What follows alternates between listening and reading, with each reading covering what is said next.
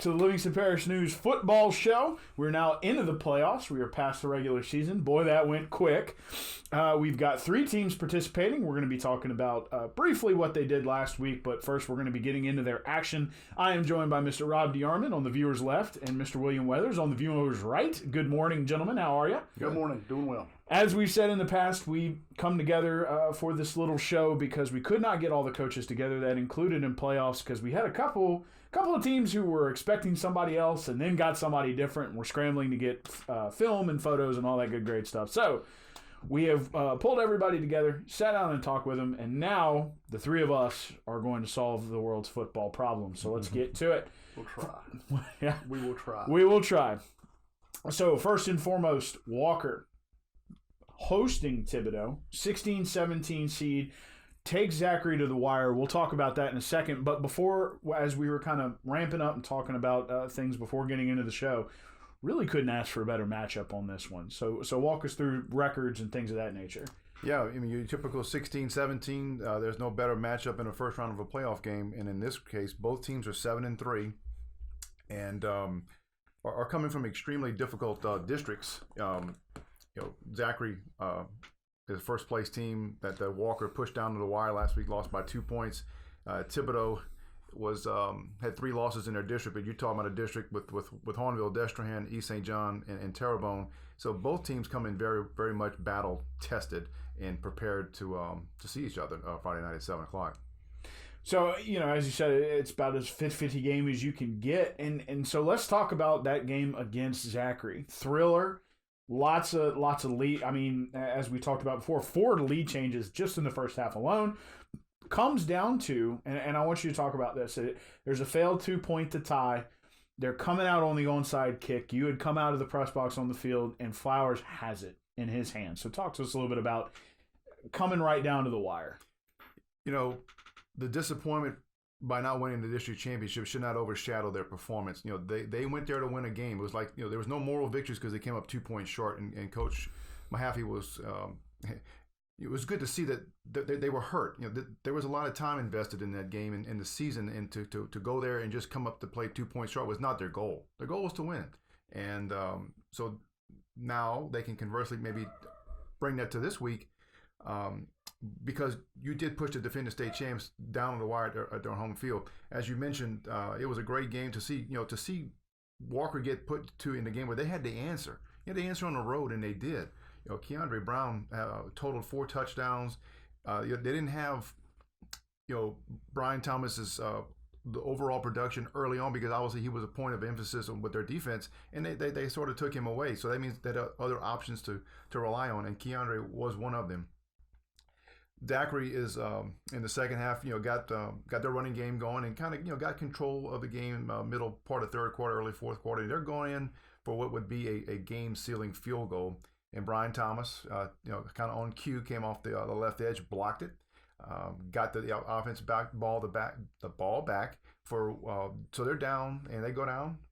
And he has a really big catch on the drive that kind of ignites the drive down there. Screen pass to Keandre from, I think it was about 17 yards. And they go for 2 points. They're going to try to, it's 35-33. Just to see them, the moment was not too big for them. They made the drive. They got down there, and Ethan McMaster's a great pass to Keandre. And unfortunately, the pass maybe a little maybe a half second too late because Brian out of his break was open, and a good play by the DB to break it up. So now they're going to go for the onside kick. Bradley Kane does a good job of getting the bounce. Kerry Flowers is coming down, and really you can see the ball's almost on his fingertips. And of course he's parallel to the ground, so it's tough with momentum and things, and just couldn't quite grasp it. Bounces to a Zachary player, and they're able to take a knee. Just a tremendous to see where they were, and again, they were 7-3 a year ago, but I don't think you have the same feeling about this year's team of where they've come from, where they've been tested, and just kind of how well they've improved since week 1. So hopefully that momentum of just like we can play with some of the better teams in the state will transfer over to Friday night, and hopefully another thing that neither team really has a big advantage in Friday night is recent playoff history. This is Walker has not won one since 1999, a playoff game. And Thibodeaux wasn't even in the playoff. They were 3-7 a year ago. There's no huge advantage them coming on the team on this trip and saying, well, last year's Hahnville team that came in on Walker had that kind of pedigree. This is not necessarily that case, and Walker matches up very well in that regard. Like, neither team has been in this position very often with their current senior classes. Sounds like it's going to be a good football game. Yeah, very close matchup. So, talking real quick about Walker's just regular season, we still got some playoffs to go. But, you were talking about, as compared to last year records and such, maybe a little bit of a culture shift in the way that they handle business on a week-to-week basis. Talk a little bit about that. I know there was a big emphasis placed on building team chemistry, and that began in boot camp in July and August. No team that's going to have any success is not going to be united, and I think that was a big emphasis from the beginning. And when they were 1-2, that was put to the test. How close are we? How are we going to remain together? Or are we going to forge forward? Or are we going to fall apart? They rolled off six wins in a row, and you can go back to the byproduct that began in August. More attention to detail. They obviously have some playmakers. They have some offensive guys. Defensively, the new system, and it all came together. There were some moments. I think the biggest, you can also look back at how they were with their backs to the wall. They had a lot of games where they were either behind at half or behind the third quarter. You go to Central as a perfect example. Come back from 2 deficits of 10 points, and they pulled that off on the road, and to let everybody know that they are for real. They are down at Zachary. They make the block kick. They get the drive, and come up with a 2-point attempt short, and then try with an extra onside kick. So I just think there's a better sense of belief that they are really the potential that there's still more to come. They still have they haven't put it all together for 4 quarters either, and that's probably the scary thing is that they maybe why not Friday, and they just like a really good solid system on offense, a good solid system on defense, and I just think that the camaraderie that's been created by the coaching staff on down, and I think that it all starts. The biggest emphasis you hear from each player is have good weeks of practice. It starts on they don't practice on Saturdays like some people come in after the games. They have a day off. They go on Sunday, and that's where they kind of they put together a good Sunday, Monday, Tuesday, and that's the biggest emphasis is that having good weeks of practice, and that usually carries over to the game. So yeah, and a lot of shift there in how they handle business from week to week. So thank you for that insight. And again, Walker 16th, hosting Thibodeaux 17th, both 7-3. Tough districts. It's going to be a good football game. Could be a lot of points scored. I mean, potentially if the defenses are that's just more a tip to the hat to Thibodeaux's quarterback's a 2,500-yard thrower. He's got 3 receivers, 42 catches to 50 catches. One of them's going to UL Lafayette. Not necessarily a big running game threat. They're 400 or 500 yards. That's not what they do primarily. And on the other side, I mean, Walker's got big time, offensive potential. If the defenses aren't careful, this could really be a shootout. Well, and might be utilizing Brian Thomas, as you mentioned. I mean, he plays both ways, and at 5A, it's a big deal. So a very special player for Walker. We'll be keeping an eye on that. Again, that kickoff 7 at Walker. So they're hosting that game. Let's move to Live Oak. They've got a familiar foe, Zachary. This is a 28 versus 5, Live Oak being 28, Zachary being 5. Let's talk about their prep for the game first, and then we're going to come over to Rob. Rob covered the game. I was on the field for photos after having parked about 8 miles away. A lot of people there on Friday night trying to... early. You should get there early. I got there early. Man. I didn't. That was on me. I stayed here and worked way too late and left way too late. So, first let's talk about what Coach Beard's, trying to emphasize with his team moving into a week like this. Where you're facing a familiar foe, real close game in the regular season, 21-16, and even led 6-0 at 1 point. So take it away. He's always been about embracing challenges. He's not going to be one to back away, and his program takes on his persona. And you can't tell they've lost their last 2 games. They're not limping in, feeling sorry for themselves, and they could not be more thrilled in a sense to be taking this challenge. As you mentioned, they lost 21-16. It was about a month ago. They lost at Zachary last year 24-10, and again, it was very, very closely contested. They feel like, and I guess this is the coaches believe, the players believe in their coach. They believe they're one of the few teams that can take down Zachary. Going out and doing is another thing, and putting together 4 quarters, sustaining drives, kicking extra points rather than settling for field goals, which was a problem in the first opportunity. A game remains to be seen, but part of the game, part of the challenge is believing that you can. And they talked to Jalen Lee and to Key Hawkins yesterday for part of our preview, and they welcome the challenge. They obviously don't want it to be their last games. Well, and as you discussed, I mean, big plays are something that they're going to have to stop. Zachary does have athletes. So let's move over to Friday night's game. They played a team with athletes. Central came in, ended up pulling away, winning that game. So, one of the things that we discussed early and that we saw on Friday, that would be Rob and I, is, and you've got it right in front of you, that's the drive series for the second half. And, I want you to go ahead and lead off your portion of it by reading off how that offense did in the second half. This is the second half drive chart for Live Oak against Central. First drive, 3 out and punt. Second drive, interception. Third drive, 3 out and punt. Fourth drive, 3 out and punt. And then you go 3 plays and take a sack to end the game. That being said, Live Oak had 6 first downs at halftime. They finished the game with 6 first downs. Right. No first downs in the second half. The other part is we talked about big plays and then giving up big plays. Central gets a big pass play on their first drive, turns into a touchdown. Central gets the interception, they return to the 2. Live Oak's defense, which played a heck of a game, they come up with a stop there, force a field goal, but that ties the game at 10. Mm-hmm. And at that point, I asked Coach Edwards after the game, he said, at that point, you're just trying to put points on the board. It could have been a touchdown, but we get the field goal. That at least ties it, And at that point, Live Oak they just couldn't find that rhythm and get something going. So that's when I talked to Brett after the game. He said, we're still trying to find that complete game. Mm-hmm. And now you have to, you've got to do it, otherwise your season's over with. I mean, it's just pretty cut and dry. Big plays, and then they get Central. The last drive that Central has to kind of kick the field goal to ice it, they break a 47-yard run. So that's basically like three big plays, and that was pretty much your game. Those three big plays led to scores in some shape or fashion. And that came after Live Oak kicked the field goal as time expired to end the half to go up 10-7 at the half. So at that point, like Brett said, you would think we'd have some momentum and we could carry something over to the second half, but it didn't happen.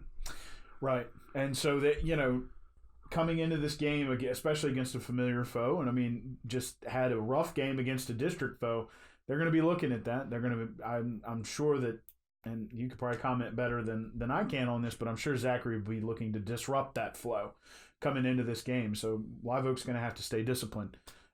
And again, it's a 28-5 matchup. They are on the road at Zachary, not an unfamiliar place to play. Again, as you said, they think they can beat Zachary. We're going to find out.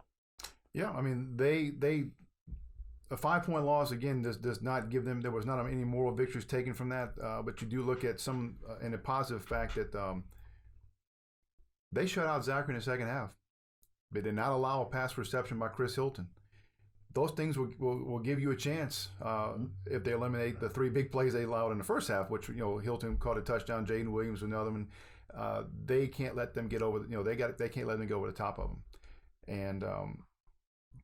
And like Rob said, if they can get anything going offensively, they've got to complement each other, and that's got to be first and foremost. If the offense has got to get on track to some degree, control the clock like they normally do, that's fine. And then defensively, they're going to keep you in a game. It's just what. So what can they carry over? Obviously, adjustments are coming from Zachary that they can't allow. They don't want to allow that to happen. I know that Coach Brewer was very upset with them not being able to get the ball to Chris Hilton as an example. So they're going to approach a little bit differently. But I tell you what, R.J. Allen put on a show last week against Walker, and he's quite a threat as far as running the ball for Zachary. So clearly that was a concern for Zachary early in the season. So now you've got to respect the run a little bit. Again, This matchup, 7 p.m. in Zachary. So we'll I'll be there.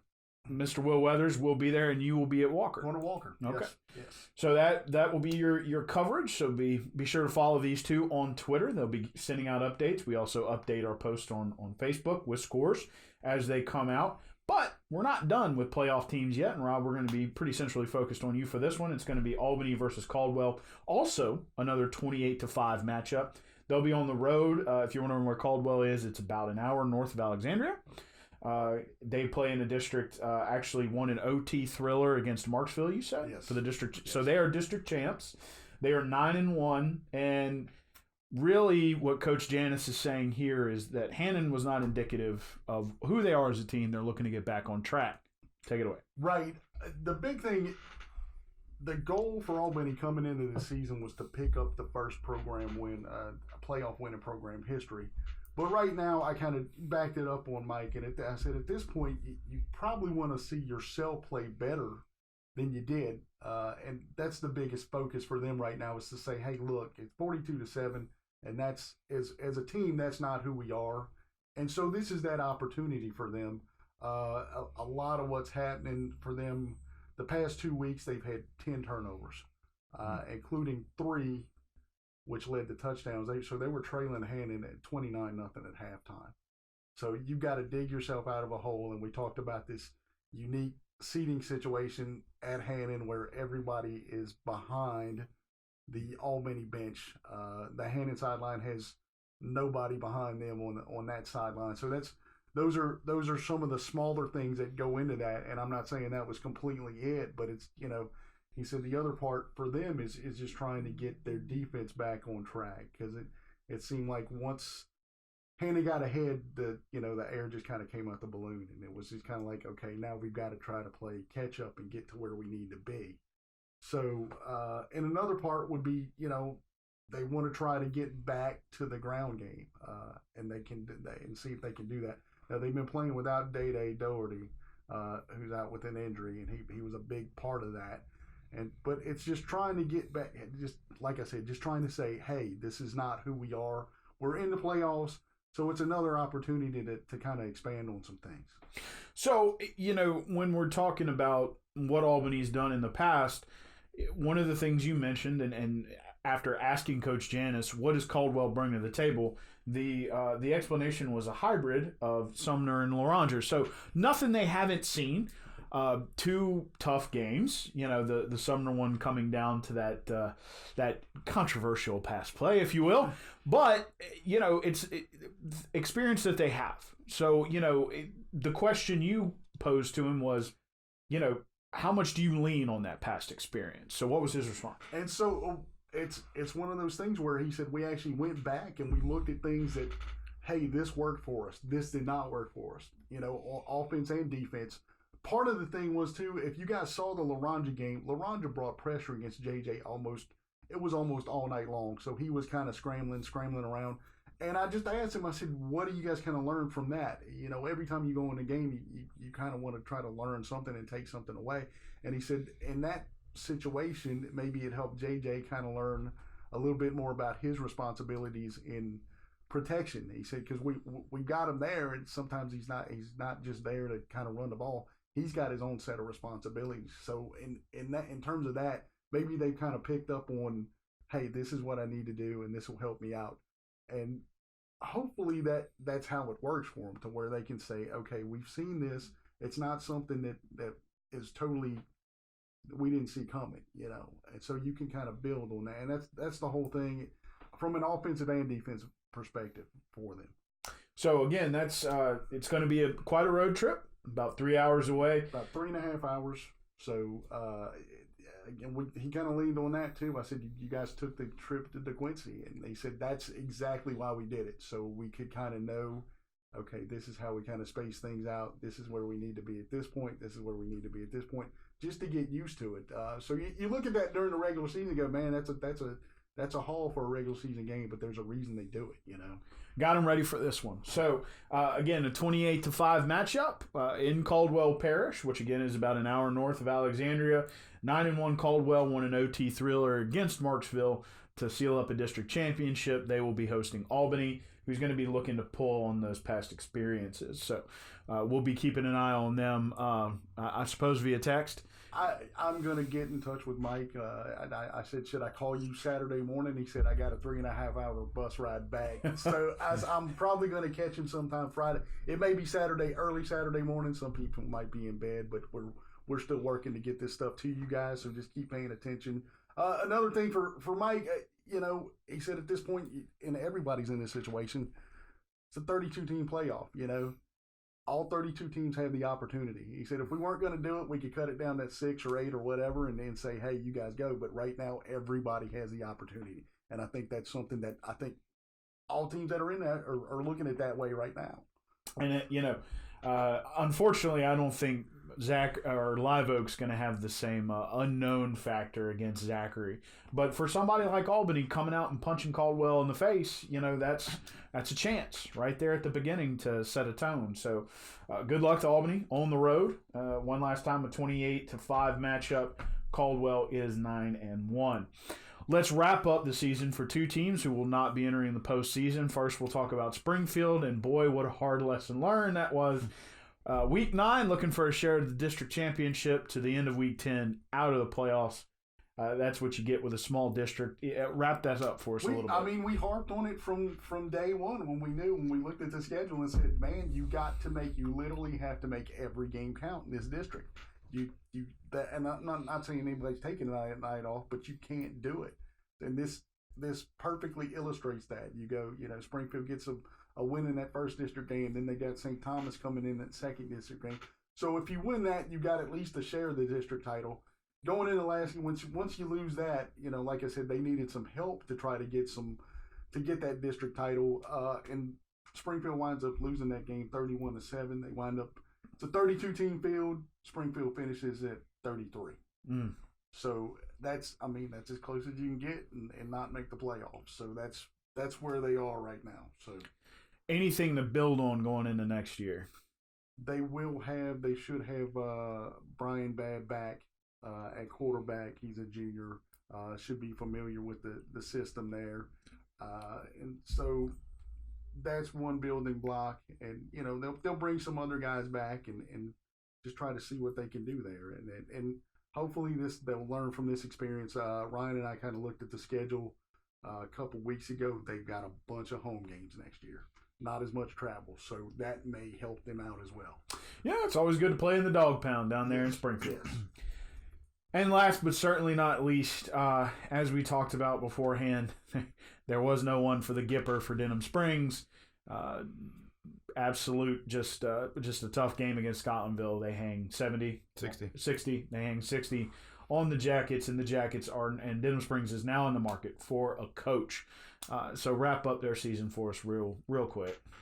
Yeah, it was a bad time, to go into a situation looking for something positive to end on, because Scotlandville is so talented and now essentially having it put it back together. I saw them the week before against Live Oak, was really impressed with them both offensively and defensively, and that continued on last week. They got started early, often, and later. It was just, again, a bad night at the office. Ended up 60-14, and officially ended Coach Connity's tenure after 3 years. And it's just how sudden, the comeback from assumption from down 16 in the fourth quarter with 6 minutes to go. Instead of being 2-2, you go 1-3, and the season begins to unravel, and you end up losing your last 6 games in a row. And it ended up leading to, a change in the program among some of the factors that were involved. Obviously, not a fortune teller to see if they had beaten Assumption. Assumption was 9-1, not a bad team, and had that going a different direction, what would they have meant to this season? And apparently, for a team that did have some core people back, it was still a new team in some shape or fashion that they needed to experience some success, especially the early part of the season, and that obviously did not manifest itself going after the Assumption in the way that it ended. It was just so sudden and just dramatic. 3 long passes in you're 1-3 and you're starting to, and then Westgate comes in and not a lot of people knew about them, and they hung 70 and they were very, very formidable. You went and won a share of their district championship. Very, very good team with two of the better players in the state. So now you're 1-4 and there was just no turning back. So unfortunately, it led to it's going to lead to a change in the program, and that's obviously Mr. Wes Howard's charge is to find the best leadership and coach that can bring them back to prominence, and hopefully that's something that'll be taken care of in the near future, and they can go forward. The other silver lining is that you had a JV program that had, I think, lost 2 games and a freshman team that lost 1. There will be a lot of new faces in terms of there were a lot of seniors on this particular team. I think it was between 29 to 30 member group, but Bill felt pretty good about the future, and that we'll see if that proves itself or not with the new coach in place in the system and all that stuff. But they do apparently have some pieces in place with going forward with personnel. Well, and there's a lot of silver lining with the Denham Springs district. It is the largest by far. If you're looking at total students for the 2019 year, 2,235 at Denham Springs High School and Freshman High, 1,770 at Walker, and 1,350 at Live Oak. So there's a talent pool there. And as you mentioned, there are kids coming up. So will be interesting to see who they can attract. Any word on that front? Or probably not. Probably waiting for these playoffs to end. Right. Yeah. I talked to Mr. Howard, after the news had gotten out, we did a story, and he said we're going to meet to kind of discuss kind of his philosophical approach. What type of coach? I'm not necessarily if he's going to be on the offensive or defensive end, but I'm assuming it's going to be somebody with some experience, program building, obviously a successful background, things of that nature in a timeline. Well, and we will be keeping an eye on that. I know I know William will. He will be on top of that situation, staying in touch with Principal Howard, yeah. And whoever the new coach happens to be, probably looking at that after the playoffs. Gentlemen, thank you both for joining us. Again, Rob DeArmond on the viewer's left, Mr. William Weathers on the viewer's right. Mr. Weathers will be with Zachary and Live Oak on Friday, and Mr. Rob DeArmond will be with Walker and Thibodeaux on Friday. Big games, one not so unfamiliar and one pretty unfamiliar.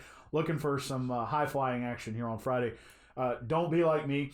Get there early, of course. Get there early or you are going to walk. And some of these places, especially at Live Oak, it's a walk. Dress warmly. Oh, yes. Get warm. And it will be cold.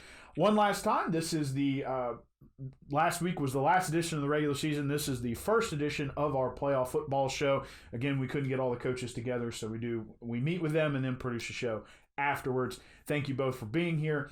Good luck to these teams on Friday. I know that you have to depart, Mr. Weathers, because we have a lot of signings coming up here today. It's Wednesday, November 13th, so be keeping an eye on Facebook and our website for that. Hopefully, we will be back in the booth talking about at least someone next week in round 2 of the playoffs. Live Oak looking to get a jump on Zachary. Maybe it's them. Walker looking to, win a playoff game at home. Give their fans something to cheer about. So good luck to those teams one more time.